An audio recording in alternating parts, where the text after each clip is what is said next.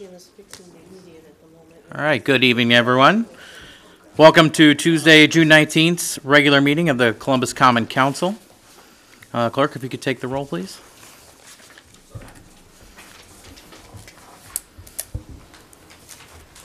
Hendrickson? Here. Millar? Here. Reed? Here. Tylen? Here. Tome is excused. Traxler? Here. All present. All right, if able, please stand for the Pledge of Allegiance. I pledge allegiance to the flag of the United States of America and to the republic for which it stands, one nation, under God, indivisible, with liberty and justice for all. All right, this meeting has been noticed in accordance with state statutes and local ordinances. I'll be looking for a motion to approve the agenda. You did get a new agenda with item number 4 for chickens. I make a motion to approve the revised agenda. I'll second it. All right, motion and a second. All in favor? Aye. Opposed? All right. Number 5, correspondence and communications. Is there anybody signed up in the back? Nope. Okay. All right, we have Carolyn Fredericks here for the HLPC to present information on the summer concert series. Welcome. Good evening, Council. I'm here tonight with all good news, I promise. So first I wanted to let you know that in your packets, if you saw, that you have the concert flyers. HLPC, as usual, we're up to all kinds of stuff. What we're doing is having, for June, July, and August, the fourth Thursday of the month, free concerts for the community. July 1st, we're also having a little more of a rock and roll concert going on at the Beer Garden at Fireman's Park. Just wanted to let you know what we've been up to. Business sponsors have been just fantastic on this. They're all listed on the bottom of the posters and such.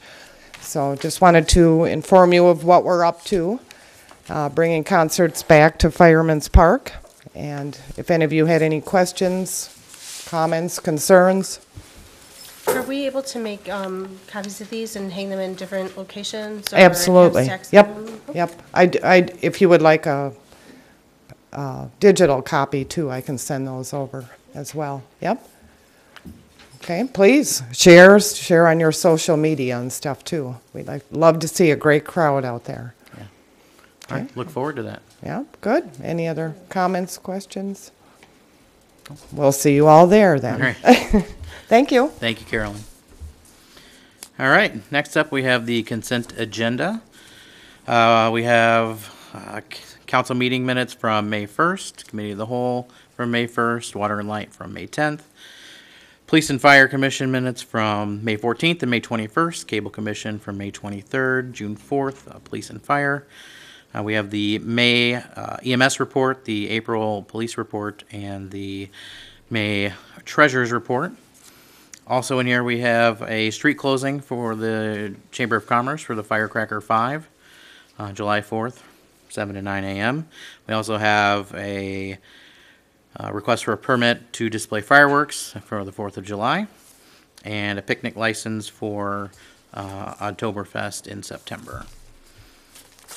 Any questions, concerns about the consent agenda? I just had a question on when they said they wanted to close the street. It said they needed state, because it's a state highway, they needed the patrol to okay it. Have they okayed it? Yeah. Yeah, Yeah, they have. the Okay. PD runs that through and confirmed that was. Okay, That was because all that's the set. only thing that I saw. All right. Thanks, Jason.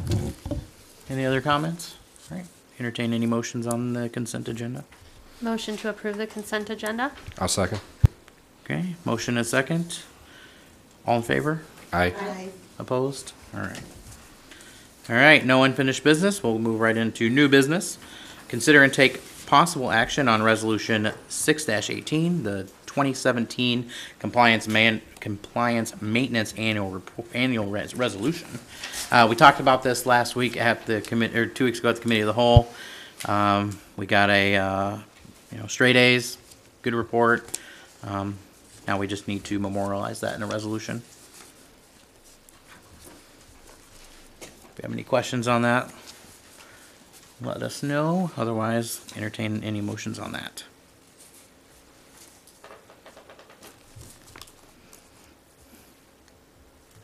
Make a motion to approve the compliance maintenance annual report.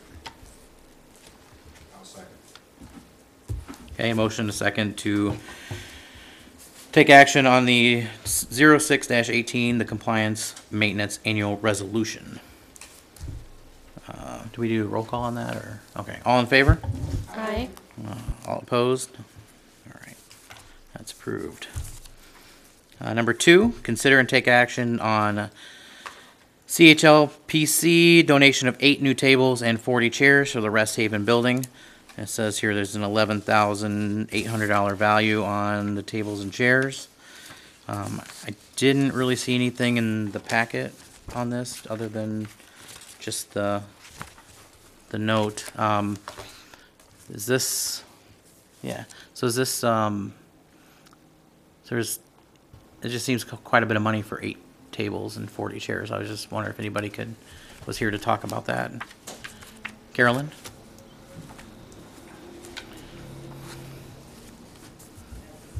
With good news this evening.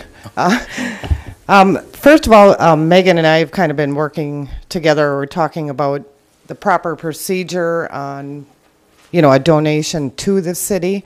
HLPC paid for, it was 8 tables and 40 chairs. Throughout the years, since I've been in Columbus, it seems like the chairs over there were like similar to what we just put in. These are all commercial grade chairs. Throughout the years, they've just kind of been re-glued, re-screwed, and, just having to be disposed of because they weren't really safe. Rentals on that building have certainly increased as well. So HLPC, part of actually all of our historic calendar proceeds will always be going to improvements to the Rest Haven building. So we felt it was time that it really needed a lot more tables and chairs in there. The rentals have certainly increased. And what we did want to see was something that was appropriate for the building itself. So we were able to get commercial grade chairs without a problem. The big problem was the tables. So we chose to turn to Andy Black to make tables for us, and he did an absolutely beautiful job on them. 8 new tables, they can be configured in all kinds of ways, whatever people would need use for them. Amy Jo from the Recreation Department does have her summer camp over there, and they were nicely covered. So I did not get a picture of the tables. Otherwise, I would have included pictures of the tables and chairs, but they were not available. So Megan and I will work together on proper forms or whatever we need to do if the city would like to accept a donation of these tables and chairs. Okay. I think we have a draft available, Megan, that we're not quite sure. Yeah, the question was about the approval process, and we found a form that they could fill out. Okay. Potentially, I couldn't find anywhere where that was actually formally approved. We've gone through this at one of our ad hoc meetings. So I guess I just want to make sure we're following the right procedure in accepting these. So I don't know if we need to talk about the committee of the whole, or I don't know. Patrick, if you have something. Yeah, if I recall the policy, it's, it'd be a donation in support of an existing program, fairly sizable value, so we'd bring it to the council. Okay. That's That's the procedure. That's for about that. it. Okay. Yeah. Okay. So I would As long as I we're doing it would, right. That's all I want to make sure. categorize new chairs and tables for a city building in support of the activities there to be a current program. Okay. Regan? I was just going to say, I recall that conversation. I don't think we ever discussed a written document being needed, but I do recall other instances where we've been here at this meeting and just accepted the donation. I think it's wonderful that we have in this community the HLPC as active as they are, and this seems like a very wonderful use of the funds that you had at your disposal to donate to the city. So I would make a motion to accept the donation as outlined in our agenda. Second. All right. Motion and a second. We need a roll call on this one. No? Okay. All in favor? Aye. Thank you, All right. council. Thanks for the information. You're welcome. All right.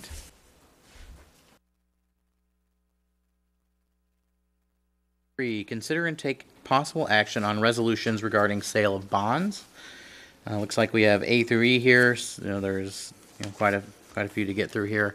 We have Kim here, and I want to say Maureen, right? Okay, Maureen. Well, come on up. Hi, good evening. I apologize, I didn't hand these out prior to the meeting. I just have some pre-sale reports that we can review related to these resolutions. Oh, you may have a copy, looks like maybe in your. Maybe. For anyone who wants another one, we have nice, the color copy here. Oh, yeah, okay. Okay, do you? Okay. Yeah. Okay. Well, if anyone needs any, yeah, some of, with a lot of numbers projected on the page, I have some longer pages. If anyone wants a version that you can pull out and look through, let me know.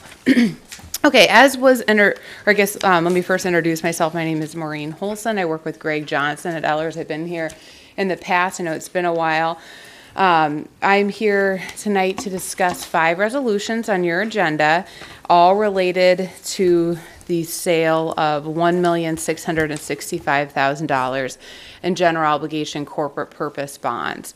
Now, I think we've done this similarly in the past too. When you are issuing bonds, you have to adopt resolutions per the purpose that you are borrowing for. So the 5 resolutions that are included tonight, the last one, item E, is going to be for the full GO bond borrowing, the $1,665,000.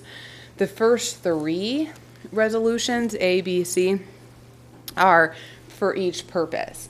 So part of the borrowing is going to be for parking lot improvements.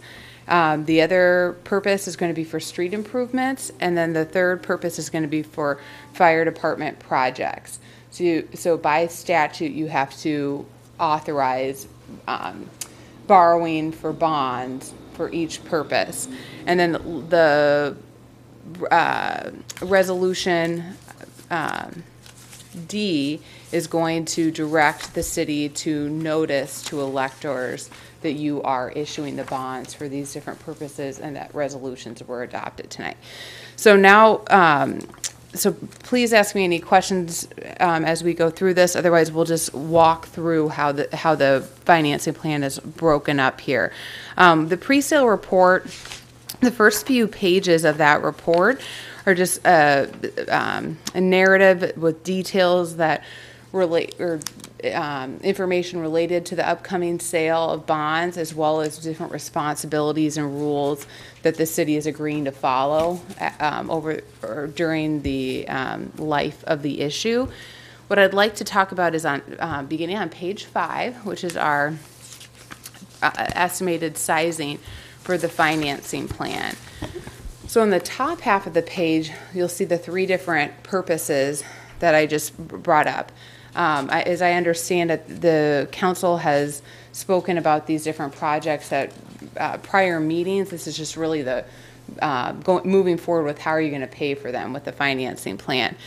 Some of these projects that are included here are the parking lot improvements, there's street improvements, and then there's that fire department project or the fire department engine.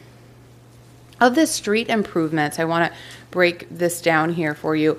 Half of those are going to be related to your 2018 street projects that I assume were approved during your budget process. That's going to make up half of that full amount. The other half is going to be for Hall Road. construction, and that's going to be related to TID 4 and paid for with TID 4 revenue. The parking lot improvements, that other half of the street improvement projects in the fire department engine, those are going to be paid for with levy dollars. So those three purposes, as well as the issuance costs that are required to go forward with a public sale, we have that total all of that summed together creates that total borrowing size of $1,665,000. So that's that agenda item E, that resolution dollar amount. Underneath that blue box, you have the three other purposes that and the amount that you're going to be approving for each borrowing with resolution A, B, and C.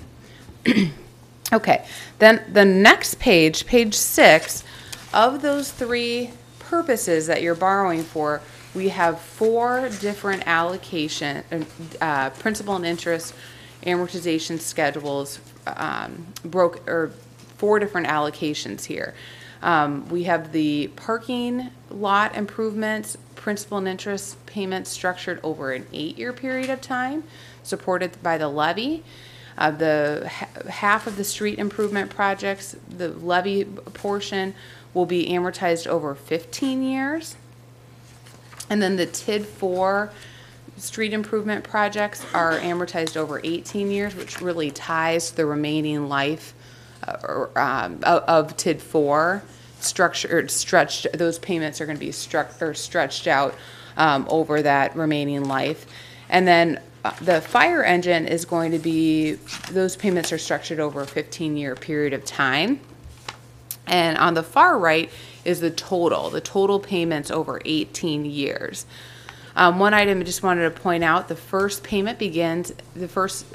interest payment begins in 2019, and we have deferred principal in 2019 and 2020. So the first principal and interest payment will begin in, or the first principal payment will begin in 2021. So after looking at that breakdown, on page 7 is our tax impact analysis. So an item I just wanted to highlight before we talk about the new borrowings impact on the debt service levy and tax rate is under the green column, or the columns that are highlighted in green. We have our current debt service levy for 2018 and what we project going forward, as well as the 2018 debt service tax rate and the projection going forward as well. Before this borrowing, you'll see that there's an increase of about $200,000 from the debt service levy in 2018 to 2019. And that was due to about $100,000 application of cash and prepaid special assessments that was made during the budget process toward the debt service levy in 2018 that wasn't shown in our projections in the past. So the future projections in 2019 and going forward are using a uniform application of those prepaid special assessments. And so that results in an increase in the projected debt service levy and rate. And just wanted to mention here that since all debt service payments are fixed as of the day of the sale, you can't change them after the sale has been awarded. It's important to confirm what the city's application of, or the plan for prepaid special assessments or any cash on hand that you want to use to pay down the debt service levy or offset some of those payments. It's important to try to stay consistent with what your plan is so that you can minimize any unanticipated future levy changes in the future or unanticipated increases that can continue on or increases one year and then a decline the next year or go back up and down. So what we've shown is that the special assessments being uniformly applied. So when we take a look at what that new borrowings impact is going to be under the blue column heading, we have our 18 years of principal and interest payments with that TID4 revenue being offset over that period of time. And we have an increase in the levy from $658 in 2018 to about $910,000. That's about a $250,000 increase in that debt service levy.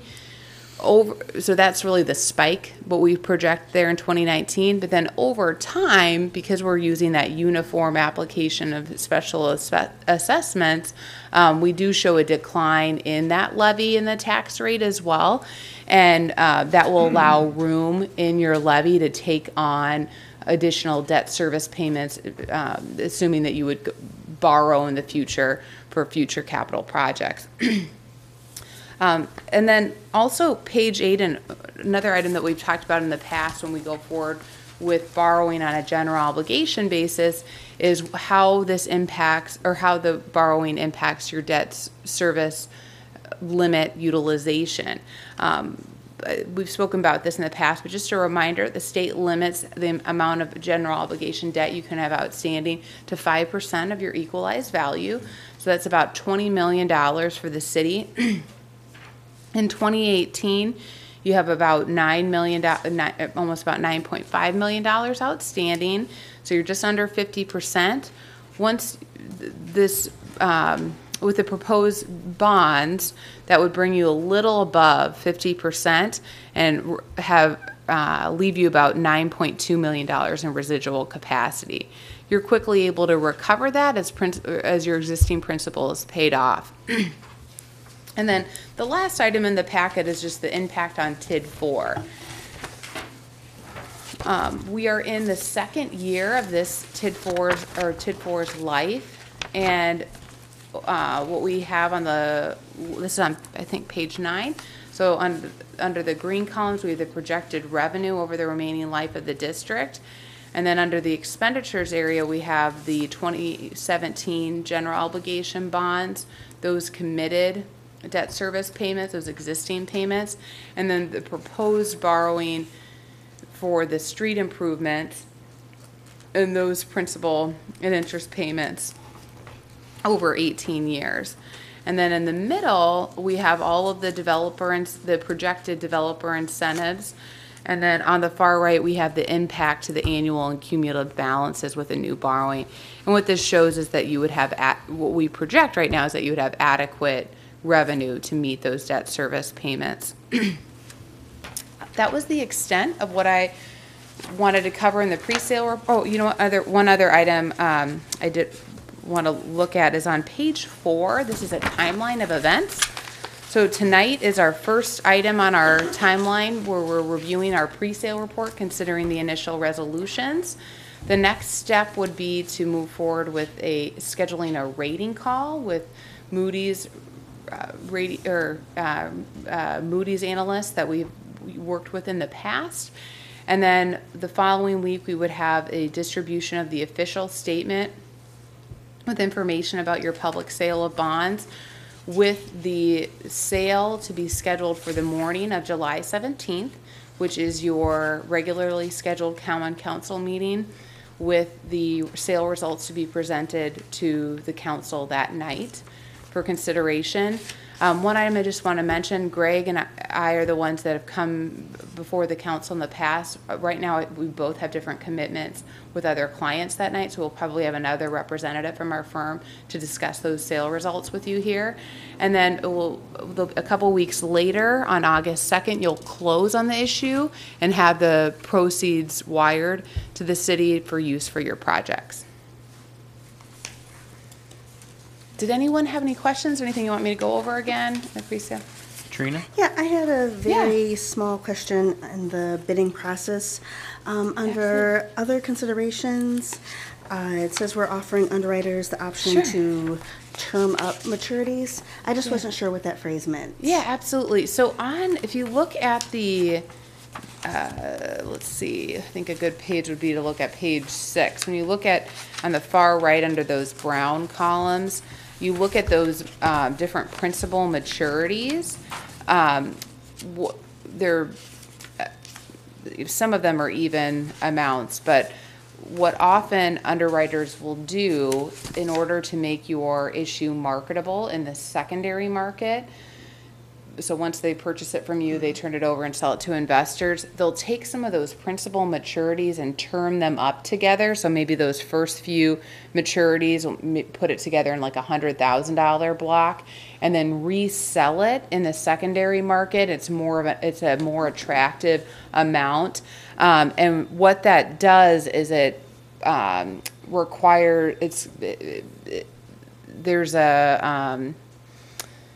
you have your payments that are combined for one payment to investors. And so by allowing, you have the option of allowing underwriters to have a bid that includes term bonds, or you can choose not to. By allowing that option to underwriters, you're able to expand your market and appeal to the underwriter community and potentially reduce interest rates that are offered if there's more competition. Does that make sense? It does. So Okay, it's mostly just a way of repackaging. Yeah, I think that's a Okay. good way to, it's really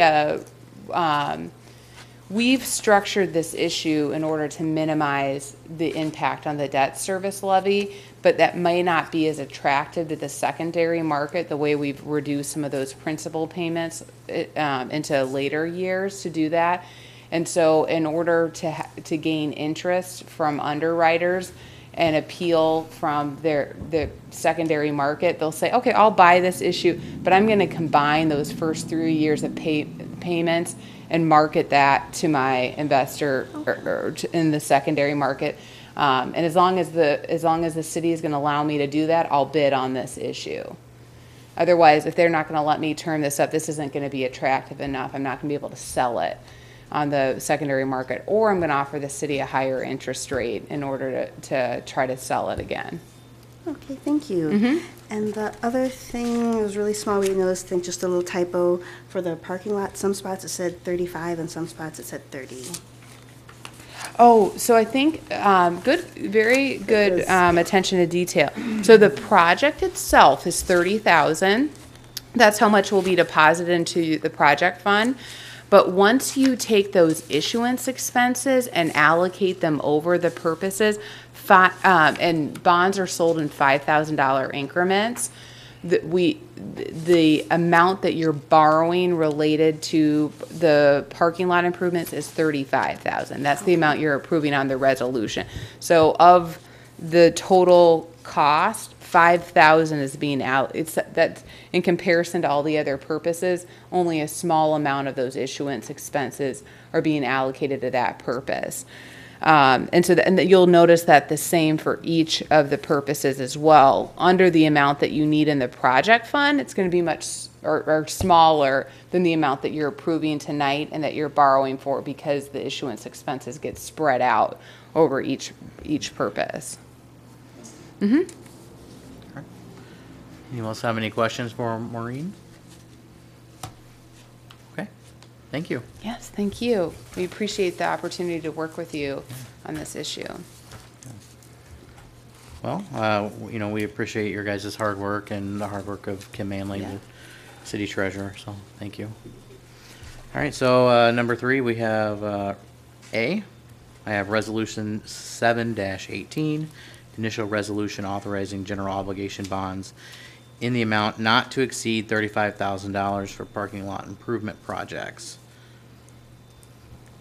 I'll make a motion to approve as read the resolution. All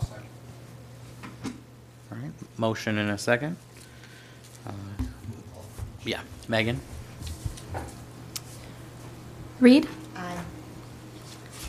Tylen? Aye. Traxler? Aye. Millar? Aye. Hendrickson? Aye. The motion passes. Thank you. B, Resolution 8-18, initial resolution authorizing general obligation bonds in an amount not to exceed $1,310,000 for street improvement projects. And entertain any motions on that? I'll make a motion to approve the resolution as read. Motion and second. Take the roll. Tylen? Aye. Traxler? Aye. Millar? Aye. Hendrickson? Aye. The motion passes. Thank you. Oh. We missed.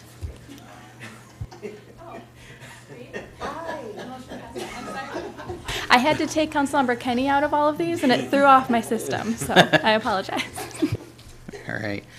Thank you. C, Resolution 9-18, initial resolution authorizing general obligation bonds in an amount not to exceed $320,000 for fire department projects. I'll make a motion to approve the resolution as read. Second. Okay, motion and second. Megan, take the roll. Include Trina this time. Got it. Traxler? Aye. Millar? Aye. Hendrickson? Aye. Reed? Aye. Tylen? Aye. The motion passes. Thank you. And D, Resolution 10-18, resolution directing publication of notice to electors relating to bond issues. Make a motion to approve the resolution as read. Second. Okay, motion and a second. Megan, take the roll. Millar? Aye. Hendrickson? Aye. Reed? Aye. Tylen? Aye. Traxler? Aye. The motion passes. All right, and E, Resolution 11-18, resolution providing for the sale not to exceed $1,665,000 general obligation corporate purpose bonds series 2018A. It's a mouthful. To approve the resolution 11-18 as read. I'll second. All right, motion and a second. Megan? Hendrickson? Aye. Reed? Aye. Tylen? Aye. Traxler? Aye. Millar? Aye. The motion passes. All right. Thank you very much. Thank you. We'll see you next month then. Thank you. All right. All right. Move on to number 4, everyone's favorite topic here in Columbus. Consider and take possible action on revised chicken permit application for 436 West Mill Street. Megan, you have an update for us on this? Yeah, so the application probably looked familiar. This is one that was approved, actually, at the end of May. It was approved conditionally upon building inspection, and when the building inspection took place, the structure and the run actually changed. So it has been approved by Jake as it currently stands and as what's presented to you tonight. It just is not what you had previously approved. So it's being brought back so that you can consider this one. But Jake has looked at it and has approved what you're seeing tonight. Okay. All right. So there is a updated one in the packet somewhere. I've misplaced it somewhere here. But Jake is the building inspector, yeah. So, 1 second here. So, yeah, I remember they were going to put a building on there and remove the shed. So now they're just going to use the shed as the chicken coop, and they redid the run. Okay. Yep, that's correct. All right.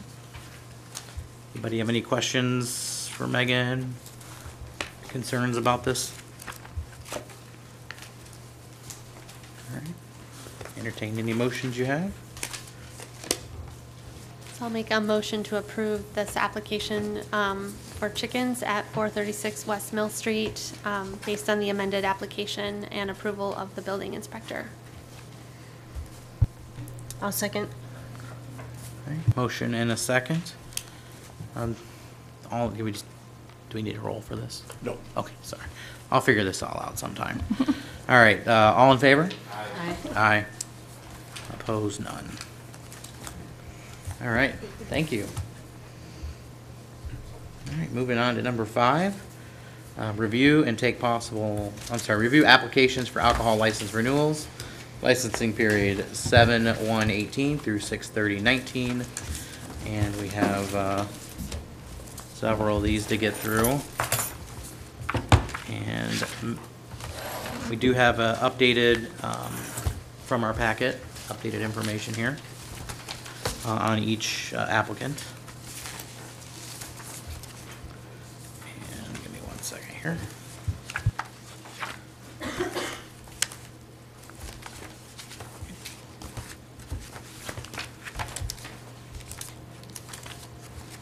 All right, so we went through these at the committee of the whole. And we'll go ahead and just get started here. Really quick, I would just like to point out, so yes, what was in your packet was updated from the last meeting, and then the one that's up there is updated as of this afternoon. So it is very current. I would just point out too, you'll kind of see as we go through them, the building inspections were done today, so there are a couple that have not been reviewed, but we can go through those and I can kind of explain it as you see that, but just so you are aware, there are a couple that we'll go through. But other than that, the cover sheet should have everything on there as of a few hours ago. Excellent. Is there any concern that the building inspector wasn't able to go through these other buildings? Not from me. As far as the situation, Randy did go through all of them. I know we kind of talked about that before, and he didn't have any concerns with them. So there are a couple that just weren't open today. It's not that they weren't inspected because of like refusal or anything like that. They just weren't open, and unfortunately, the reviews weren't able to be done until today. So it just kind of left that short window of getting to everybody on the list. So I'm not concerned. It's not as though people were turned away or anything like that. It's just hard to say, I guess, what. I am a little disappointed that the building inspector waited to the last day to do these inspections. Kind of puts us in a bad spot.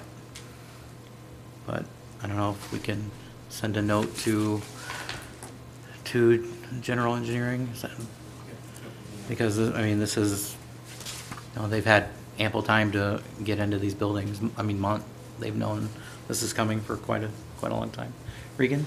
I guess as a general, kind of to set the stage here, I was hoping to ask Attorney Johnson to outline one more time for us the options as we approach these license renewals. We know that we can approve conditionally, which means they can continue to operate, and we just have that condition that they have to meet at some point before the next renewal. And then there's also the option of, no, you may not continue to operate until you do X, Y, Z. And then there's also just the denial outright. Is that correct? Not exactly. There's a couple more options than that even, just so you have plenty of things to consider. Your first thought on all of these licenses as you go through them one at a time is grant or deny. And because just about, well, a very large percentage of the licenses that are before you tonight are renewals, you're either granting the license or you're going to move to not renew the license. If there happens to be a new one in here, and I think there's a couple of ones that are actually new, those are granting the license or denying the license. So it's grant or renew if it's a renewal. And if you decide to not renew the license, then you will be directing the clerk to basically notify the applicant that their license is not going to be renewed. And there's a very short timeline because today's the 19th and the license expires on the 30th for us to get that notice out to the applicants and to allow them to take whatever steps they believe they need to in response.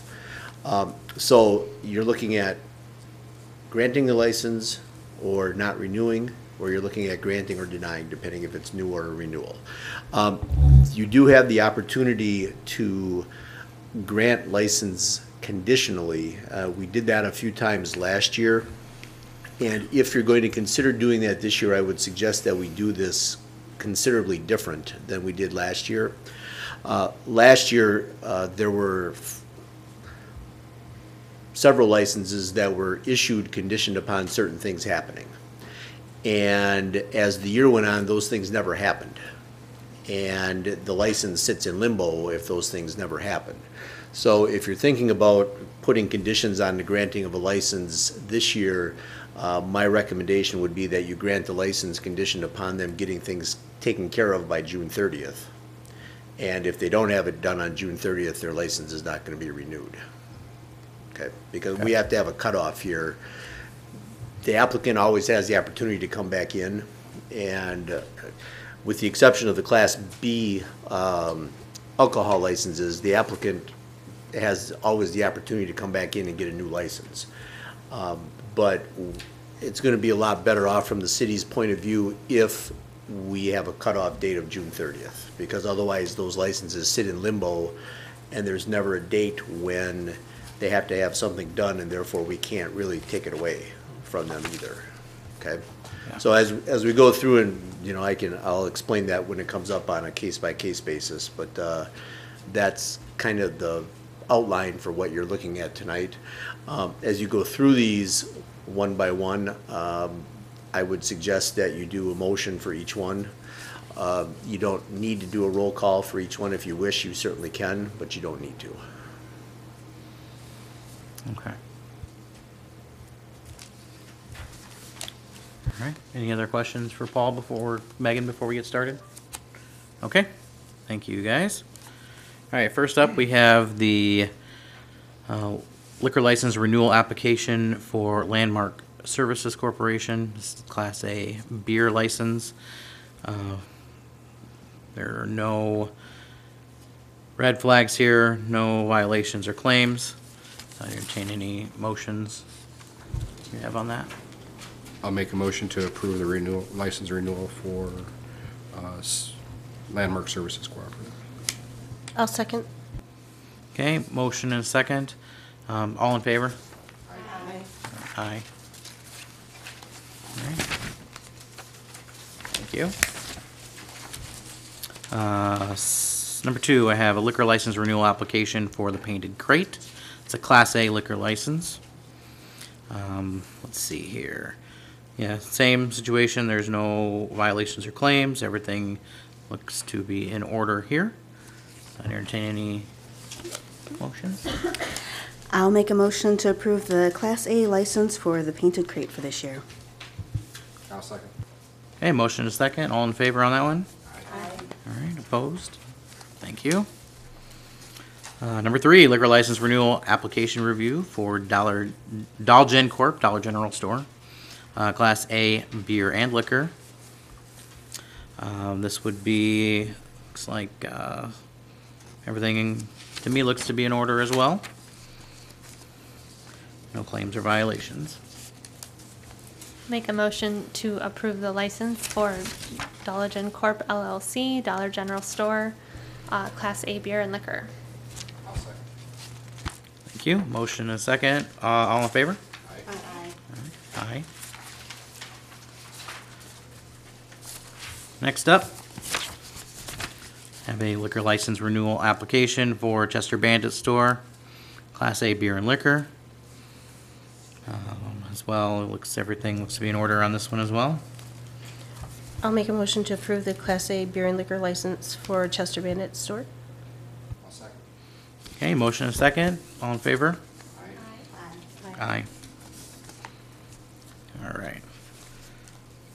Next up, liquor license renewal application for Columbus West Travel Center, Class A beer and liquor. Again, everything looks to be in order on this one. I'll make a motion to renew Columbus West Travel Center LLC, a renewal application for liquor. Second. Motion and a second. All in favor? Aye. Yes. All right. Liquor license new application. This is for Hometown Markets, Columbus Hometown Market, Class A beer and liquor. This was one where I think they switched ownership, or maybe a different agent. Kind of. They changed their business name, their Business company name, name, okay. so it was a, corporate Okay. structure change. Thank you. All right, and everything looks to be in order on this one as well. Make a motion to approve the Class A beer and liquor license for Hometown Markets LLC. I'll second. Okay, motion and a second. All in favor? Aye. Aye. All right, liquor license renewal application for Quick Trip Inc., Quick Trip Store 808, Class A beer and liquor. And looks like everything appears to be in order on this one as well. I'll make a motion to approve the application for Class A beer and liquor license for Quick Trip Inc. Motion and a second, all in favor? Aye. All right, we have a liquor license renewal application for Ultramart Foods. This would be Pick and Save, store 6392, Class A beer and liquor. And again, everything looks to be in order with this one. Make a motion to approve the liquor license renewal for Pick and Save for Class A beer and liquor. All right, motion and a second, all in favor? Aye. Thank you. Okay, next up, I have liquor license renewal application, Columbus Transport Company, Inc., Kurth Brewery. It's a Class B beer. Oh, did I miss one?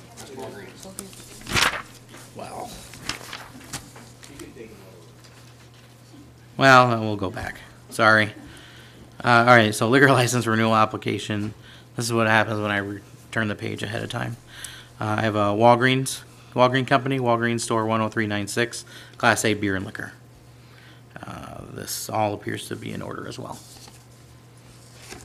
Motion to approve Class A beer liquor license for Walgreens. I'll second.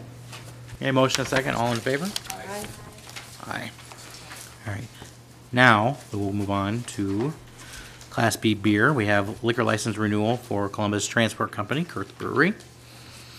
This was one that, on its face, everything looks to be in order. We did not get a building inspection, presumably because they were closed on Tuesday. Again, Chief Keen did do a walkthrough and didn't have anything to note on this, so it's up to you guys what you want to do with this.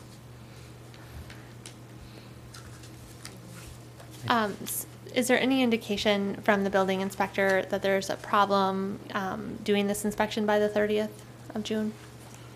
No, it seemed like they'd be able to do it by the 30th from what I could tell.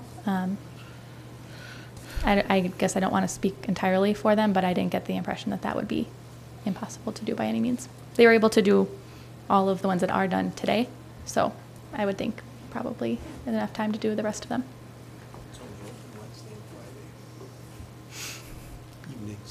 Yeah. And they do have a limited set hours at Kurth. Yeah, that's true.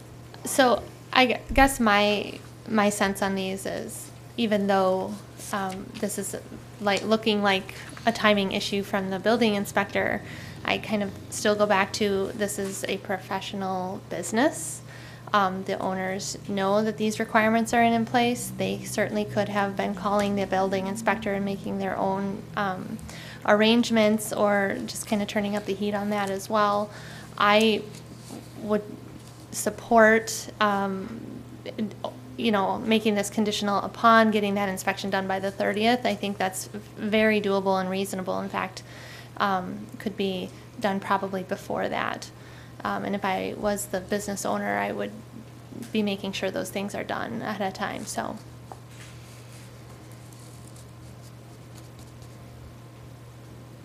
All right, so do you have a motion? Well, I wanted to make sure we discussed it first, but I'm happy to bring a motion if no one else Trina? wants to weigh in. I also want to make it conditional for the inspection. I'm just on the fence whether or not to make it on the 30th, since it's on our end at this point. I'm not sure if we should lengthen it. Do we know for sure if our building inspector is able to work around their hours? That I'm not sure of. I'd be happy to find out, but obviously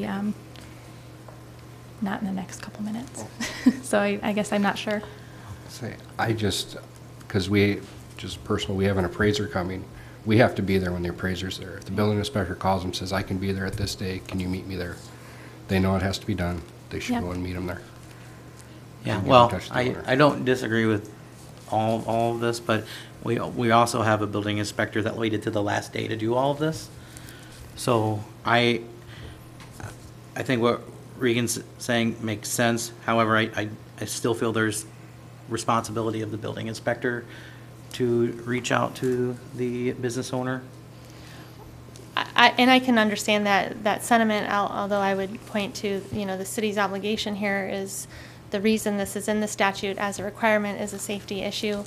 I think we need to be more systematic in our approach to these licenses, which we've definitely been doing and taking a big step forward. And if I'm tasked with making sure the statutes are followed and public safety is being looked into because a building inspection is required and the fire chief's inspection are required separately, and I have this information in front of me that says it's not been done in time for the renewal, and I can make an accommodation for the business owner to say, get it done in the next couple weeks, I think it'll get done.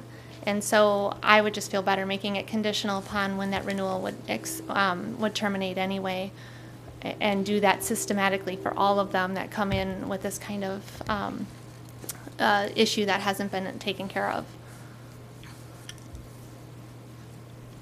Okay. I think I have a comment on this particular issue. I know in the past, it seems, when you had gone through and created the sheets for us, Megan, the fire and building were kind of almost done simultaneously. And I think what we have done this time is changed that practice. So in some aspects, I don't know that it's really fair for us to hold the owner as accountable, because this isn't the same practice that we've done before. So I don't know that they know to expect that. I mean, statutorily, yes, I get that, but I think based on what we've done as a city, I don't know that that is something that they've seen before. So I would think that we should be a little bit more lenient in this aspect, although I'm disappointed that it hasn't been done. But I think we need to figure out a way to get him out there so that isn't what impacts these people. Yep. And that's my understanding as well. Obviously, not having been here last time, my understanding is that they were interchangeable in the past. I obviously don't know for certain, but talking to the building inspector, when I had brought this up right after the last council meeting, he did indicate that this would be a change from previous years. But it is what's the ordinance says, though. Right. So we're following the ordinance by doing separate Right. inspections. Yep. Regan?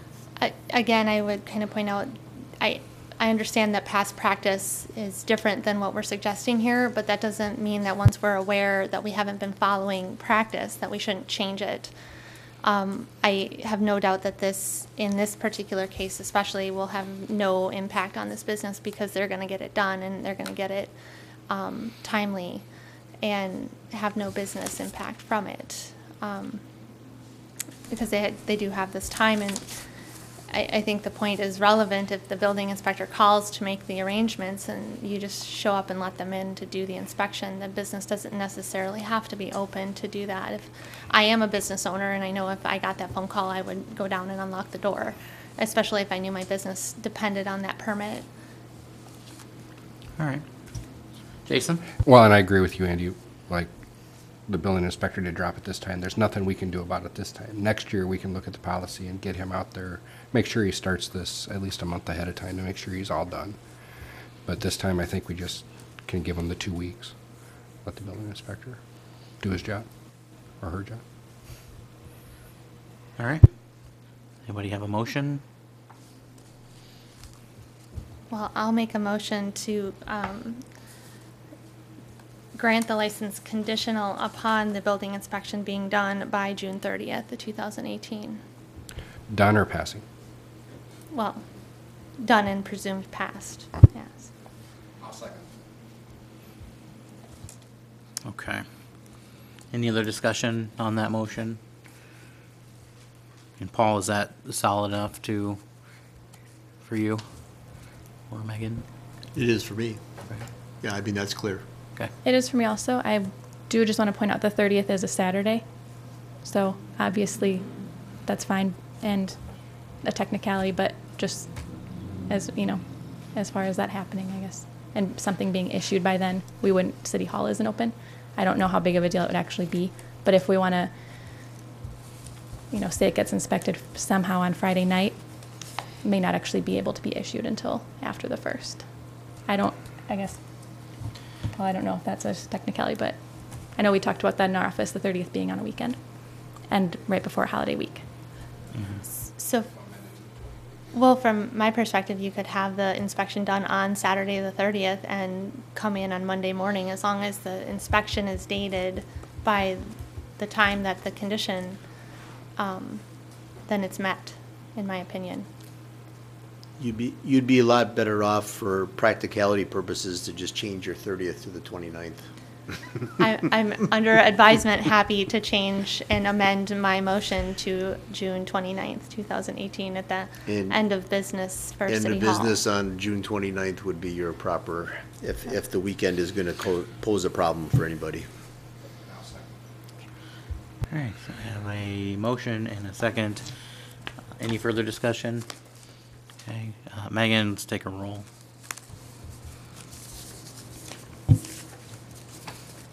Reed? Tylen? Aye. Traxler? Aye. Millar? Aye. Hendrickson? Aye. The motion passes. All right. Next up, I have a liquor license renewal application for Badger Motor Car Company, Class B beer and liquor.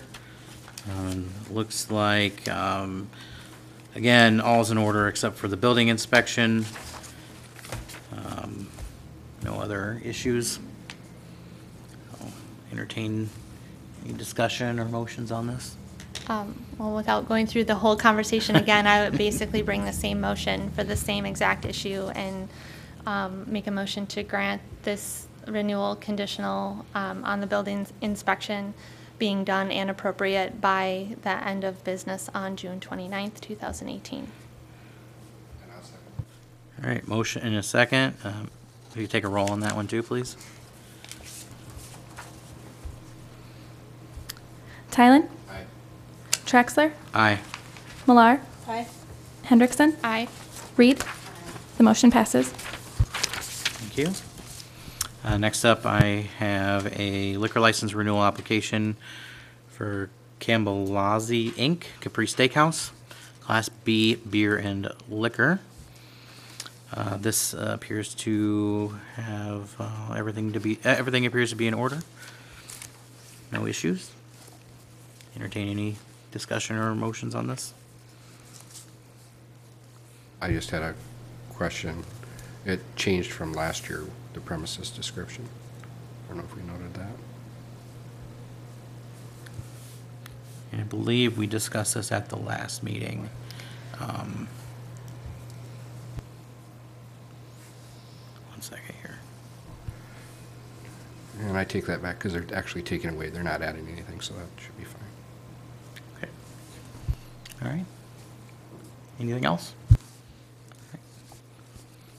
Entertain any motions? Make a motion to approve license renewal for Campbellazzi Incorporated, Class B beer and liquor. Okay. Is there a Second. All right, motion and a second. All in favor? Aye. Opposed? All right. Thank you. Next up, we have a liquor license new application.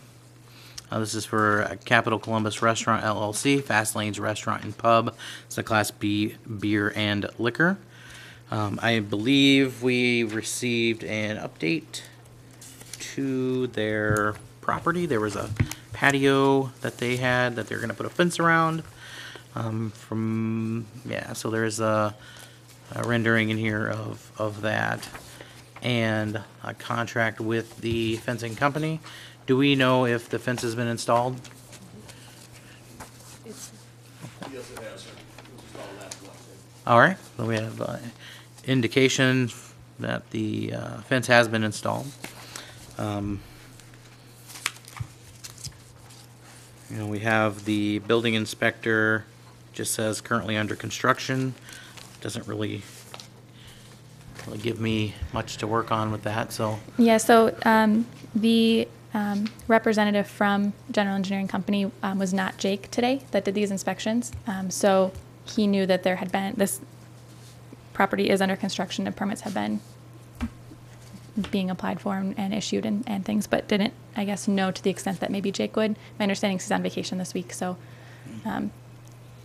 that's the information that was passed along to me. And maybe Kevin can speak more to that. I'm sure he Yeah, if you knows a wanna lot come more on about up. where he's at with it than I am, but that's what I know from that company. Okay.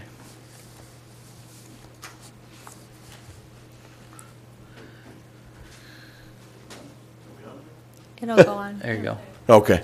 Hi, again, thanks for your time, council. I'm Kevin Lederer with Capital Real Estate and one of the main owners of Fast Lanes. And we have been working with general engineering the whole time. We have 3 active permits at this time with Jake. One is the fence permit, one is the signs permit, and then we have a general permit just to complete the construction on the inside. Everything should be up to date. All permits have been pulled, all fees have been paid. We're looking at probably final construction being done right around July 10th to the 15th, right in that range. Basically a cosmetic remodel for the most part inside. Fire department's been through the building. We've owned it for 3 years, fully sprinkled. We've had no issues at all. And again, we're basically improving the property quite a bit from how it sat before. And the reason the question on the fence was just mainly the size, I think, at the last meeting.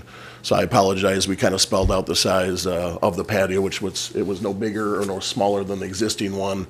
And then we felt like a fence was needed just to take care of a patio, you know, entirely. Sure. But we have gone through the whole process of all the approvals with general engineering, and Megan's been very helpful with the whole process also. Okay. But I'm happy to answer any questions if people have them.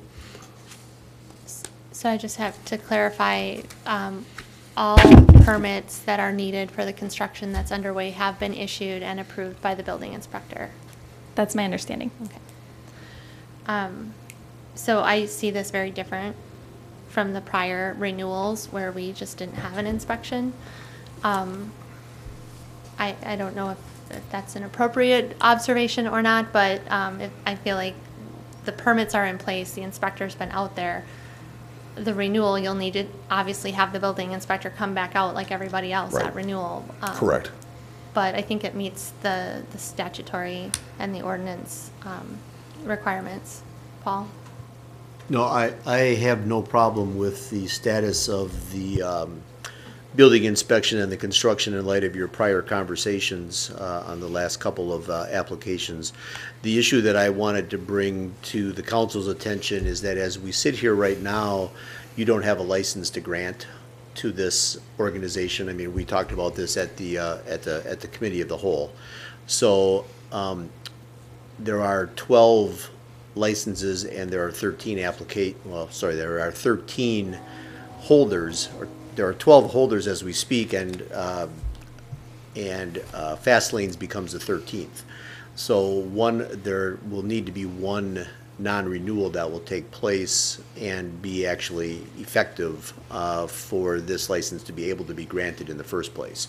So if you're going to grant this license, it'll be conditioned upon a license being available on July 1. Okay, and I was gonna mention if basically if we approve a license tonight, he's next in line for the first available license? Correct. Whether that happens, We anticipate that one or both of the applicants who did not apply for renewal will not apply for renewal. But we're not 100% certain of that yet, so that's why we're in the gray area.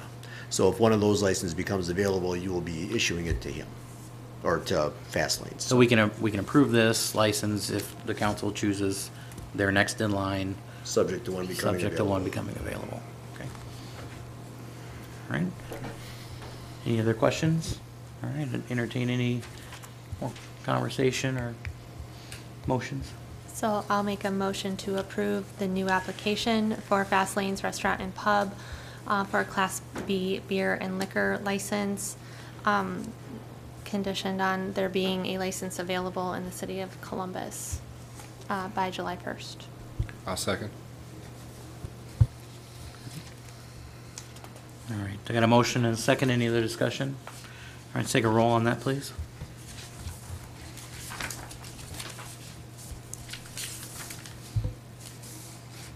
Trexler, Aye. Millar, Aye. Hendrickson, Aye. Reed, Tylen.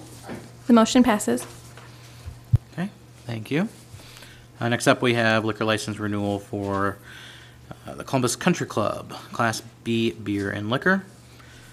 This appears to all be in order as well. No claims or violations. Entertain any motions or conversation we might have on this? I'll make a motion to approve the liquor license renewal for the Columbus Country Club, Class B beer and liquor. Second. Okay, motion and second, all in favor? Aye. All right. Chugging right along here, guys.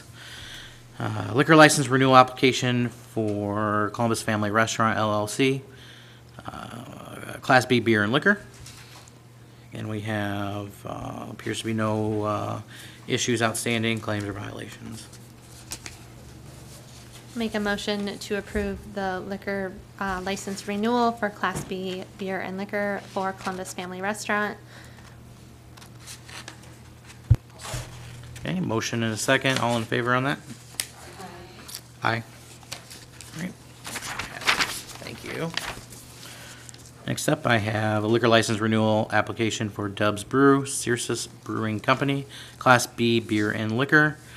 This looks like there are a couple of things on here. We discussed this before. It looks like they're in violation of minimum license use requirement. They weren't open. Now they've just opened.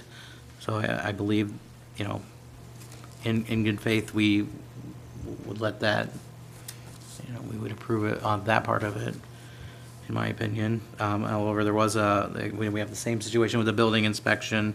They weren't available, or they weren't open when the building inspector tried to do it. And his note on that was just that a final inspection was very recently just completed. So he felt that that would have been actually probably even more I guess I don't know the word off the top of my head, but the final inspection was done very, very recently, which would have caught things that would have been caught in this type of inspection for the renewal license today. The applicant is thinking that, or the building inspector? The building inspector. Gave that opinion? Yep. Okay. Yep. Do And we know how recently? I don't know the exact date. I think it was, I'm the owner. Sorry. Tyler Walker, I'm one of the owners. I think it was April 30th. We opened on May 4th for some soft openings. And they were in, it was either April 30th or May 1st that week. Okay. And I just want to point out also, and Tyler's here to talk, the premises were discussed at the last meeting about the front sidewalk, and it seemed like at the time there was maybe some concern with that. So Tyler's here, and there are some photos up there of what would be proposed and what's being proposed in that front sidewalk portion of that. Okay. So what you're looking at is one thing we really liked when we bought the building was the extended walkway, the extended sidewalk way, which is actually from building to the road, to the roadway, is 19 feet 4 inches. And from the steps to the roadway is 14 feet 6 inches. Knowing this ordinance pretty well, because I used to be an alderman myself, I looked at it and realized we need to provide a 5-foot right-of-way for the city. And ever since we've been open, we've been asked almost on a daily basis, are we going to have outside seating? Because we have that extended sidewalk area. So with that in mind, we purchased about 4 tables, 42 inches in diameter, and you can I took some pictures where you guys can see, really, they're not very big tables at all. They're literally 3 feet 6 inches in diameter or circumference, so it's not really, they don't take up a lot of space to that extent. With chairs coming out, it goes about 5 feet maybe. We're thinking of putting them diagonally at the corners of the building and then diagonally to the roadway, to right where the road is. Only 4 tables, probably max of 4 tables, not more than that. We don't want to clog that area up too much. We also understand that there's a need for signage and to have that area roped off pretty extensively. So we will be putting that through as I'm going to Davis Clark this week to meet with him to get the application approved for the permit for the temporary encroachment for the right-of-way. We'd only have that open from maybe May 1st until September 30th, summer months. If you guys have been out there, it's really a great spot to sit out in the afternoon, early evening. So that's what we're kind of looking for. We'd be able to, with that extended sidewalk, we'd easily be able to allow for 6, 7, 8 feet even of right-of-way passage for people, if you look at those tables. And we would have all the signage, as well as we'd police that area pretty thoroughly. Because we know it's outdoors, we know we're serving alcohol, liquor. Very easy for somebody to get up off their chair, walk right into the roadway, and they'd be in violation of a city ordinance or something. So we'd be policing that area pretty thoroughly. Really nothing, having about 4 tables out there would be really good. And again, it's really from people that have come to us and asked if we're going to have that. So we think it'd be a really nice addition to what we have currently. Well, the one thing that I would ask for, from my point of view, is any other business that we've had something like this, we've asked for a rendering of the end defined area. Yep. And you've done I will that, present, so- I'm going to present that to Davis. I'm actually going to present with him a couple of options and let him pick the best one, what he feels might be the best one to alleviate traffic, because we're thinking of doing them diagonally in the 4 corners. But again, as you get close to the roadway, if somebody gets out of their chair, they're 3 feet from the road and they could be in violation. So that might not be the best way to do it. So we might just move all 4 tables closer to the building. If you've been in front of that, it's got some planters there. We'll probably remove some of those big planters there in order to create even more space so that we can allow for more of a free flowing of traffic and people being able to walk through. So I'm going to give him a couple of options and let Davis kind of pick to see what one might be best suited to follow that ordinance. Sure. So above and beyond your design of that area, what I would like to see is, where in front of your building on a drawing that your tables will be. Oh, yep. And how, the distance on the sidewalk. And, Absolutely. And so on. Yep, we were out there measuring today, and that's why I've got all the measurements from front to back, and that's we'll what do that. I think we did that we needed that for the Painted Crate when we asked for their information as well. So, I mean, we need to be consistent on that. Regan? Yeah, so I was just going to say, I also, I think we've had prior discussion, so the minimum use requirement, I think I'm comfortable, would be comfortable waiving that in this case because of the circumstance. What makes me uncomfortable about the way this application is worded is and we talked about this in the committee of the whole also, is that sidewalk if allowed.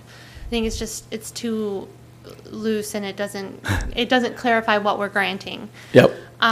I think you're working on it sounds like very diligently, and it's very close. So my preference, along with the building inspection issue, even though I know it was recently done in April, would be to grant something conditionally upon both the building inspection and an amendment to the application to describe the premises, including the sidewalk area, with a rendering. Sure. That's a little bit more concrete that we know what we're talking about when we're granting the license. I think because it's an alcohol license, I think Davis, while he can give us the variance, you guys control the alcohol licensing, so he does have to come to you for that permit to supersede anything that he approves. So that makes absolute sense. And having alcohol out there is well, it's important for us, but it's also something that we want to make sure we follow the rules of the road. So. Megan? I just wanted to point out also, as far as the liquor license goes, changing the premise description would be helpful. Control of the area is an important thing. So not only like a fencing structure is usually the easiest way, but also showing that you have control. So that encroachment would need to be approved because that's how you're going to get that control. So as far as conditions go, that may be something also that you would want to. And I'll probably get some feedback from Davis on that as well. I think what we're looking at is roped off areas. If you guys go to Chicago or big cities where they have a lot of this seating, even Madison, they'll have a lot of areas that are roped off pretty thoroughly. But we're actually trying to get something that's maybe like double or triple rope, so it's actually really secures that area a little bit better than just a single rope that somebody can just step over. So, and we'll probably run that right out to the road, run one right out to the road so that people aren't walking into that roadway because it literally is right there. So. Kasha? I think I had a question, and I concur with what Regan was saying. One of the things that we talked about in the committee of the whole was that loose sort of definition. my understanding, and this might be a question for a lawyer, is that I thought one of the concepts we could do was amend our license that we grant in the future based on future information that he might bring us, or the other option was to get the special permit. So I didn't quite understand that those were the same thing. I thought they were separate avenues. Is that understanding correct? Sort of. Okay. I'm going to say sort of a lot Okay. tonight. You have a situation with this application in that the council controls the premises that is being allowed to have alcohol served or stored. At the same time, the Director of Public Works controls whether a permit is issued for the sidewalk, period.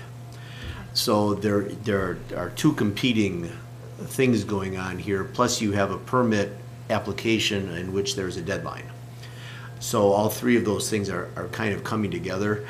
And I think to go to your point, you could issue the permit without any reference to the front sidewalk if you wished, and then when the plan was solidified with Davis and Tyler and everybody got on the same page, he can come back in and amend his application if he wishes. Okay, that requires another meeting, that requires another approval, that requires, that. But you certainly can do it that way.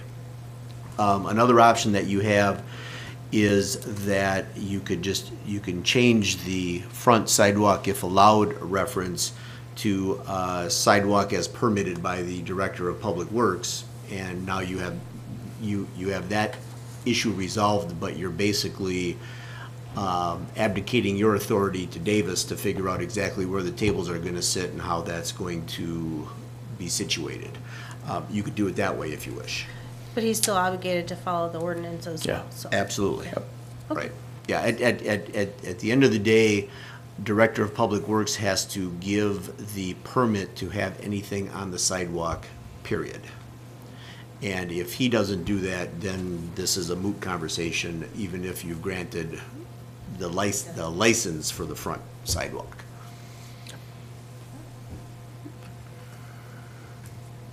Okay.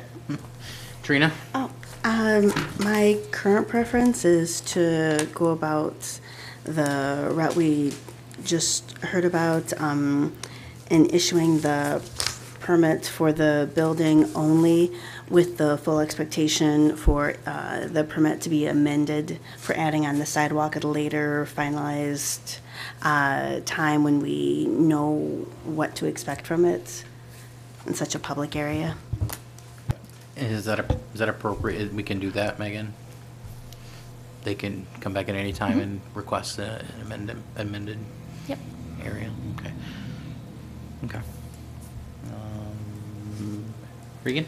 I agree, it's a cleaner way to do it. It gives you the time you need to get that worked out, and then there's just a separate process to go through, which we've been through with other premises before. So I think that's meeting our desire to be consistent and concise. Makes sense, yeah. We're kind of expecting that anyway. We're not going to have people out there with beer on Thursday. We still got to clean the tables up. I don't think we have chairs yet for that place out there. So there's a lot of things that we've got to work on as well and get all that area secured if Davis approves it. And we fully understand that he might have some issues too. So we'll, if we're bringing the motion, we can just modify the premise as we bring the motion. So I would make a motion to approve the renewal application for Class B beer and liquor to Dubs Brew LLC, doing business as Cercis Brewing Company, for the licensed premise of 140 North Dickinson Boulevard, the internal building, and not allowing for the license on the outside of the building in the sidewalk area. So striking that piece from the description. And then I would also make it conditional upon the building inspection being done by June 29th, 2018. All right, motion and a second. Go ahead and take a roll on that, please. Millar? Aye. Hendrickson? Aye. Reed? Aye. Tylen? Aye. Traxler? Aye. Motion passes. Thank you, Tyler. thank you guys, appreciate it. Thanks. All right. Next up, I have a liquor license renewal application for G&B Holdings, G&B Holdings LLC, a Class B beer and liquor. This one looks like has some issues here. Looks like there is no seller's permit. This was, I believe this property is 220 East James, was the old VFW Jodio's building. So there is no seller's permit. Their minimum license use requirement is also in violation, and the building is closed and has been closed for some time, so I'm not surprised they couldn't get into that one.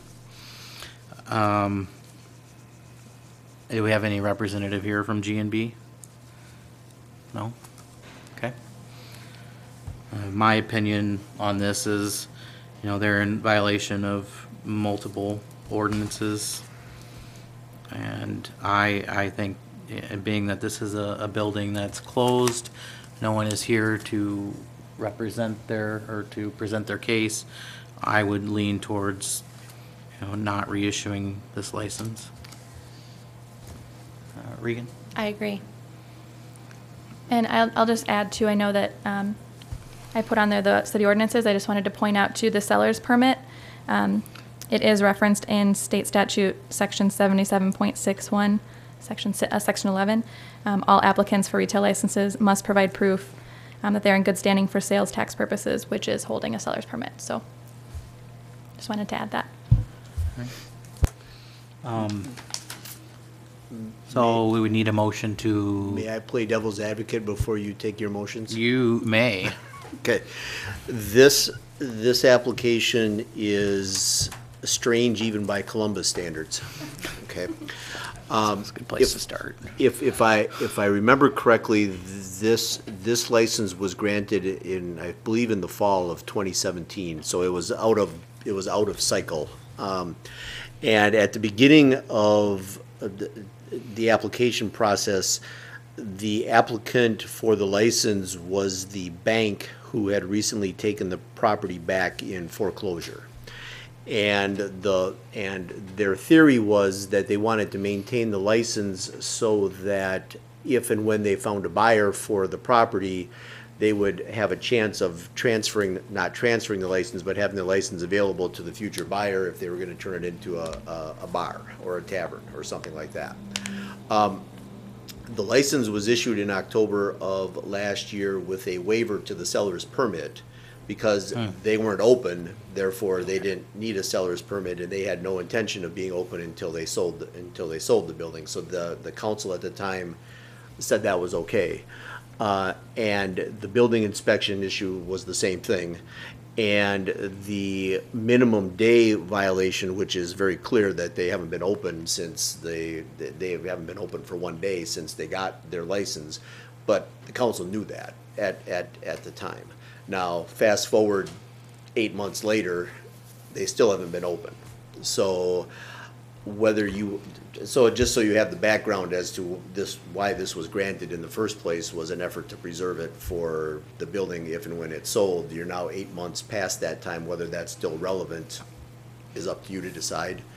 The ordinance regarding the minimum license use requirement does have an exception if the license was acquired by a commercial lender incidental to a foreclosure. So that is in there. Whether that makes any difference in how you proceed tonight is up to you. I appreciate the summary. I do remember these discussions and granting this license for that reason. I think at the time, the consensus on council, and those of us that were here you can correct me, was this had just come up for renewal. There was still a hope that someone was in the process of making a go of that business and keeping or reopening it and having it a viable business in town. I don't feel that that's the case any longer, given the length of time that's gone and the lack of information that we've got. The fact that no one is here to fight for this license tonight, to me, is telling. Even if they are a commercial holder, if it was an important asset, someone would have said something and been here to present that. On top of which, we all believe that we want to help the downtown area in town revitalize and continuing to have these empty buildings that nobody's running a business out of, but yet we continue to grant licenses for, I don't think helps our future growth, especially when we have applicants who are waiting for licenses, who have viable businesses to start. So I appreciate the summary. I think it is a little different situation, but I'm perfectly comfortable denying this renewal. And I feel like the city, I feel like the city council did act in good faith to grant that license to help them sell their building. But since then, I believe Clerk Meyer has mentioned that more people have come, more than just the one we are approving tonight, have come looking for a license, and one's not being available other than our reserve. It did potentially shy them away from Columbus for their opportunity. Kasha? I concur with that as well. I think that this particular building, were it to be sold, they would then be in the same situation that another new company could have potentially been in as well, and we have a reserve license. So I think that that's a viable option for them if they sell it. Regan? So I would make a motion to deny this renewal application for G&B Holdings LLC located at 220 East James Street. Second. Motion and a second. We'll take a roll on that, please. Hendrickson? Aye. Reed? Tylen? Aye. Traxler? Aye. Millar? Aye. The motion passes. Thank you, Megan. Next up, I have a liquor license renewal application for the Cardinal Cage Class B Beer and Liquor. This one does have one issue, it looks like, with the exit light in the back being out. I don't see any other issues other than that, and that was from the building inspector. So I'd bring a motion on this one to approve the renewal application for the Class B beer and liquor for the Cardinal Cage, conditional upon the exit light in the back being replaced and the building inspector revisiting to confirm that by June 29th, 2018. I'll second. All right, motion and a second. Please take a roll. Reed? Aye. Tylen? Aye. Traxler? Aye. Millar? Aye. Hendrickson? Aye. The motion passes. Okay, thank you. Next up, I have Mark, liquor license renewal application for Mark's Family Properties LLC, Black Kettle Eatery and Pub, Class B Beer and Liquor. This looks like there are some issues here. I have looks like they have not complied with the state statute 6-36 regarding past due more than 30 days to liquor distributors. And I understand, is that an automatic denial? This is as close to a no-brainer as you can have tonight. You can grant a license issued on them or conditioned on them taking care of this by June 30th. Okay. Yeah, there's no wiggle room to that part of it. All right. Regan? Also, I'll make a motion to renew the application for Black Kettle Eatery and Pub for Class B beer and liquor, conditioned upon satisfying the statute and paying the liquor distributor on or before June 29th, 2018. I'll second. Okay, got a motion and a second. Take a roll on that one, please. Tylen? Aye. Traxler? Aye. Millar? Aye. Hendrickson? Aye. Reed? Aye. The motion passes. Thank you. Next up, I have MP's Town Tap LLC, Class B Beer and Liquor.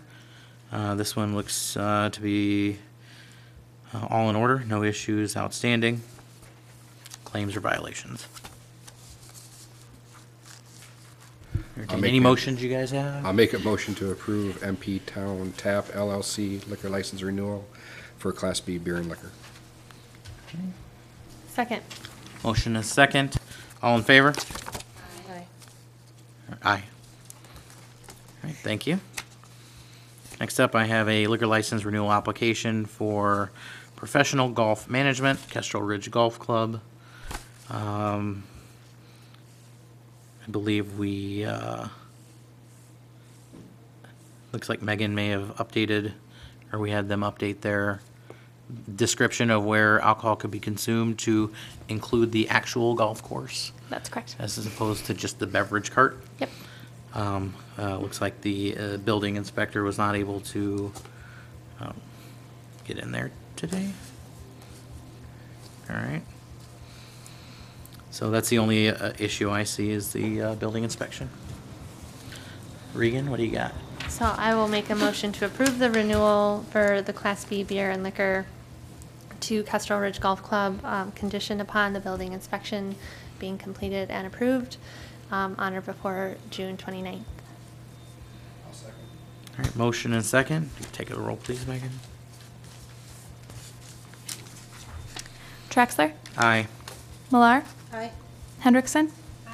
Reed? Tylen? The motion passes. All right, thank you. Next up, I have a liquor license renewal application for Sue's Overtime Tap LLC, Class B beer and liquor. This one looks like there's some issues here, or an issue here. Looks like they are currently in violation of Section 6-39, delinquent taxes, assessments, and claims. Treasurer's office indicates there's a past due tax balance owed of $10,725.73 for tax years 2015, 2016, and 2017. I did talk to Megan about this before the meeting. She did indicate there was a payment made sometime recently. As you recall, the last packet had said they owed $16,000 in back taxes, and they have paid 2014. Is that correct? Yeah, so actually when the packet went out for this meeting on Friday of last week, it still had that balance of over $16,000. And then when I looked this afternoon, it is down to $10,725.73. So a payment was made in between that time frame, I guess, since the packet went out Friday and today. Or at least it showed up then. I guess I can't say for sure when it was made to the county. And is it have they reached out to the city to come up with any repayment plan? Or I any haven't- indication that they're going to become whole? The city Before the clerk's end of the- office hasn't received any correspondence from the license holder or applicant. Regan? I'm just wondering if anyone's here to speak on behalf of Sue's Overtime. Looks like Kim? Kim would like to speak. Not on behalf of Sue's, but on behalf of Kim? Yeah, on City behalf Treasurer? of Kim. I just want to clarify that there would be no repayment arrangements made with the city proper, that they would go directly through Columbia County for any kind of repayment options. We have been made whole for all of the taxes that are due the city. The county takes on the responsibility of collecting any delinquent taxes. So our share of any delinquent tax that would be outstanding for any business has been paid to the city through the county, if that helps at all. I just have a question. So Yes. would, and maybe you don't know the answer to this, but would the county approve a payment plan to them, approve a payment plan for this back tax to them? Would they be in charge of doing that or Yeah, making they those would be arrangements? responsible. The county treasurer would have that authority. And is that something that they would do as a payment plan as opposed to just get this money in? You know, I can't speak for the county treasurer. You know, I suppose with this great of a dollar amount, they might be willing to work with someone, but like I said, I can't really speak for the county treasurer's office. So I guess the thought I had that I would propose to talk about would be making it conditional upon an approved payment plan by Columbia County. So the county would have to issue some sort of approval on the payment plan. Now, that doesn't guarantee the payments are made. But given what Kim is saying, that the taxpayers in Columbus and the city's been made whole by the county, this liability falls to them. I think our job is to use this opportunity to try to help enforce, the statutes and the ordinances. I think Paul looks like he really wants to say something. Paul does want to say something.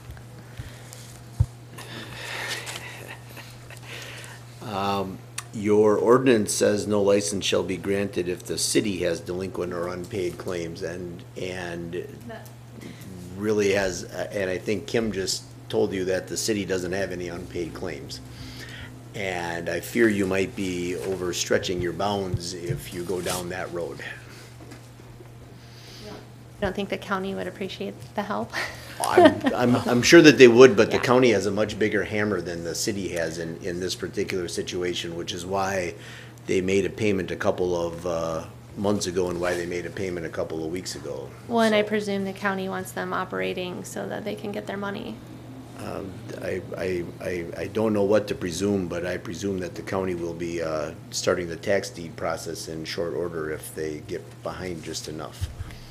So, Right. So our ordinance states it has to be in violation of city tax. And we are whole there. if the city treasurer is representing that they have no outstanding obligations to the city, then they're not in violation of that term. Then I don't see any grounds from where I'm sitting to deny this license. And I guess I would just say too, I mean, I guess the reason I presented that to you is I wasn't aware of that. So I do apologize if that was, if that confused the information that I presented to you. Well, Yeah, I Kim? know, and that's, I just wanted I you appreciate to know that. I Yeah. didn't mean to confuse it. It's okay. Actually, I think our code is in some respects correct. When it comes to real estate taxes, the county takes on the responsibility of collecting any past due taxes. When it comes to personal property taxes, that does fall completely on the city to collect. So I think the way our ordinance is written is correct, that you have to check the taxes to make sure that they're taken care of. But in this case, personal property was paid as well, if that helps at all. Thanks, Kim and Megan. I'm comfortable approving this application, given that information. Yeah, I don't see any reason. So I'll make a motion to approve the liquor license renewal for Class B beer and liquor for Sue's Overtime Tap. That's it.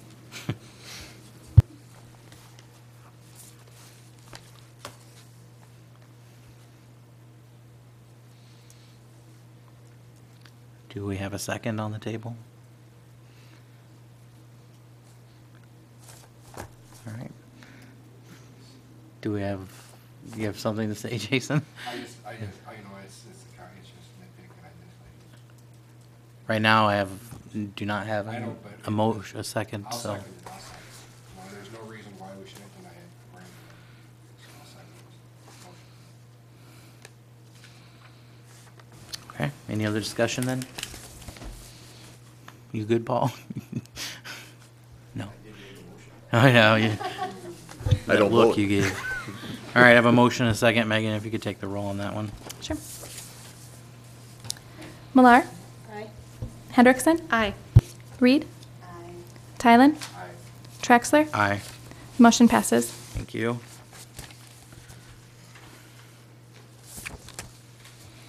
All right, next up, I have a liquor license renewal application for Columbus West Travel Center, Class B beer and liquor reserve license. Looks like everything is in order on this one. I don't see any outstanding issues or claims. I'll make a motion to approve the Columbus West Travel Center LLC Class B liquor and beer and liquor license. Second. A motion and a second. All in favor on that one? Say aye. Aye. All right. We got through those. Next up, I have F under 3. Oh, no, I did that one. Sorry. This has been the longest regular meeting in a long time. All right. Yeah. Starting to wonder. All right, give me 1 second to get caught up here in the packet.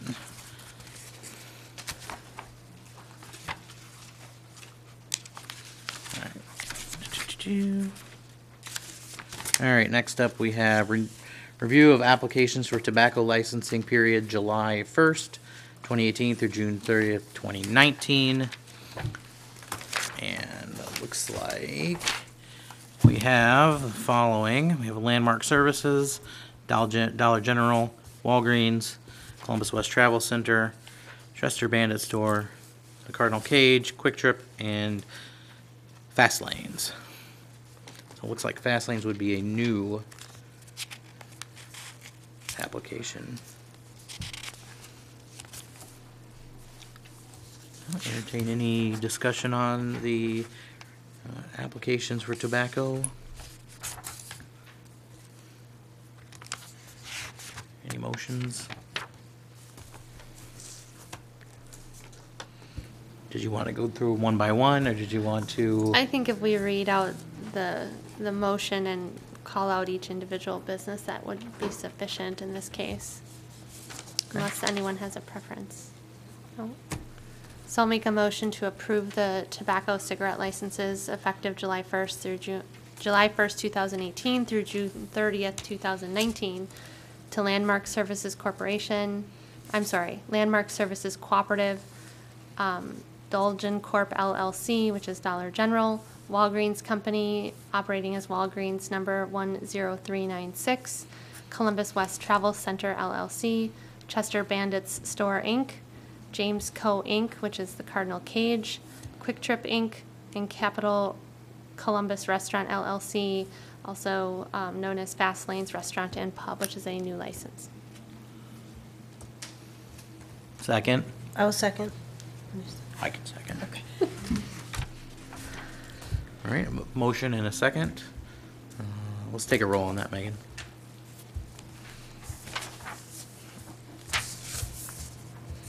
Hendrickson? Aye. Reed? Aye. Tylen? Aye. Trexler? Aye. Millar? Aye. The motion passes. All right. All right, next up, we have number 7, consider and take possible action on non-renewal for current liquor license holders who have not applied for the July 1st, 2018 through June 30th, 2019 licensing period. In particular, we have Bob's Beverage, which is a Class A license, La Teteca, Class B, Chef's Corner, Class B, and Bistro Rossian, Class C. We have not heard from any of these, right? We've only heard from, That's correct. Shopko Shopko. is not on there. I guess I would defer to Paul if it should be, but we had received correspondence from them. They intended not to renew. So it's these 4 we haven't heard anything from. I would I'd treat Shopko as a voluntary non-renewal, and the other 4. I think the important part here is that the city clerk needs to reach out to them and give them notice, preferably tomorrow, that their license will be expiring on June 30th and is not being renewed. That triggers their right to have a hearing, basically an appeal if they want to, and that appeal would happen in very short order. And if they don't appeal, then on July 1, all those licenses are freed up. okay. And do we have any representatives from the said businesses listed? I do not see anybody here. All right. Regan? I'd make a motion to non-renew the liquor licenses as described in the packet and the agenda item for Bob's Beverages, La Teteca, Chef's Corner, and Bistro Rossian. I guess that's all we need to say. Second. Motion and a second. Megan, you take the roll on that? Reed? Aye. Tylen? Aye. Trexler? Aye. Millar? Aye. Hendrickson? Aye. The motion passes. Okay, just to clarify, Paul, there's nothing we need to do with Shopko, correct? That's, okay. All right. Number 8, consider and take possible action on funding the contract for the police chief search. So we had talked about this previously in the committee of the whole. There is a information in our packet regarding this. Looks like there is a contract I'm assuming Paul's read said contract, has no issues or concerns, or we would have heard about them. All right. I think, one second. Kasha, go ahead. I guess I had a question. I'm not sure maybe if I'm not understanding something correctly. I looked back at our other notes and we had two sort of options that appeared. And it looks like when I'm reading the third paragraph, what the PFC had agreed upon was a cost not to exceed $16,500 for the services. And I guess I'm not understanding because I thought when we had our first option 1 and option 2, $16,750 was earmarked. Part of it was earmarked for a feasibility study, leaving $10,250. Did I miss something? I guess I'm just confused of the difference between my Sure. old notes and this. I think when we talked about this at the committee of the whole, one of the options we talked about to fund this was through the contingency fund. And those numbers you shared triggered my thoughts on that. Because we do have $16,750 currently in the contingency fund. There's an amount being held for the hotel study, which if the hotel involved does develop a hotel, they will reimburse us for that. But in the end, at that committee of the whole meeting, the council's preference was to not use contingency funds for this, but instead apply the cost to the police department budget, and then it would be addressed later via a budget amendment. So we went with the option 2. Right. Got it. Trina? Oh, no, I just had the same question / point of clarification, that it shouldn't actually cost the city any more money out of the budget. It should just be covered by the wages that currently aren't being paid at this time, and that we might just be moving funds around a little bit for a little bit. Those will be, factored into the budget amendment that'll be brought forward later in the year. So, whereas unpaid wages also will be a factor in that budget amendment, so if that makes, So the answer is probably yes. unexpected expenses and unexpected savings are accounted for will be accounted for in the budget amendment. So that essentially would be an offset to what is going to be spent for this search firm for the police chief. Yeah. The thing you have to factor in is, if it takes 6 months, you have 6 months worth of the chief's salary, wages that could cover that. If it takes 3 months, maybe there's a different way we have to go, with the finding the money to pay for it. Yeah, that's well said. All right. Does anybody else have any other questions, concerns, motions? Make a motion to approve the contract by the PFC to fund the chief. Second. All right, motion and a second for funding the contract for the police chief search. Please take a roll, Megan. Tylen? Aye. Trexler? Aye. Millar? Aye. Hendrickson? Aye. Reed? The motion passes. All right, number 9, consider and take action on applications for operator licenses, terms July 1st, 2018 through June 30th, 2020. There are a list of names in our packet. Do I have to read them all? I think we made Mike read them all. We made so- Mike read them all. Great. All right. Are there any other names that are not in our packet? That's all of them. Okay. All right, so the operators licensed as listed are Kurt Benzine, Travis Bernhardt, Benjamin Davis, Darlene Day Moriarty, Lucas Dara, Cheyenne Hale, Gregory Hilbrick, Taylor Herkman, Joe Kaminsky, Corey Kershaw, Jerry King, Donna Kipley, Danielle Lenarduzzi, Katie Myers, Ian Miller, Cassandra Newman, Jeffrey Peeler, Luann Peters, Paul Pefrion, Michael Kwame, Lisa Schauer, Robin Schick, Bonnie Schoener, Sandra Schwartz, Earl Steinhorst, Jordan Tutent, Alexander Trevino, Roger Venden, Emily Volkman, Tyler Walker, Lori Wiedemann, Tori Wiedemann, and Sylvester Weisensel. Sorry. I should have practiced on those names. Motion to approve operator licenses as read. No, you gotta read them all. Okay. All right, motion and a second. All in favor? Aye. Thank you. All right. Next up, we have consider take action on claims in the amount of $142,951.03. Motion to approve the claims.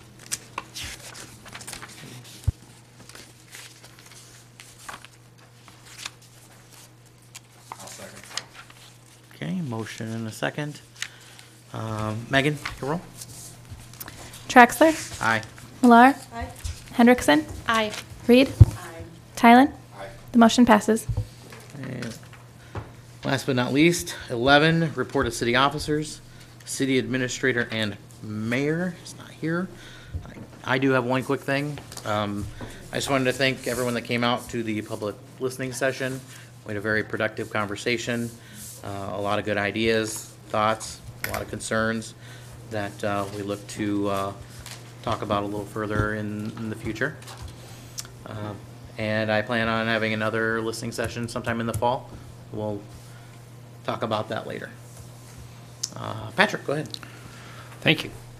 Just a few things to share.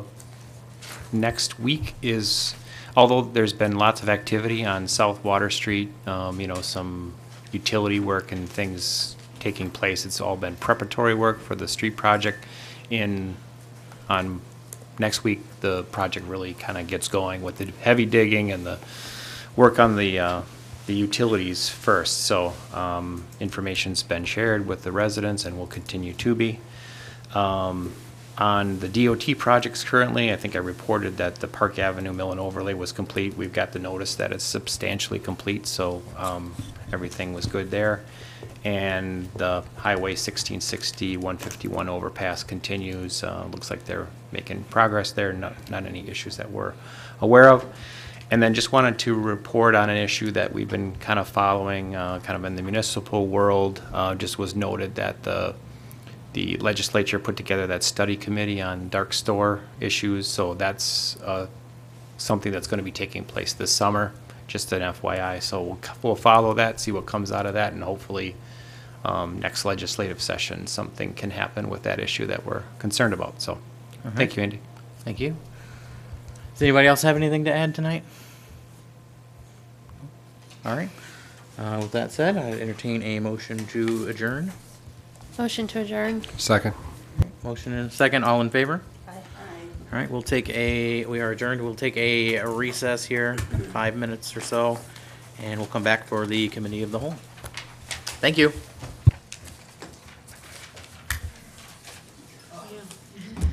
You did good.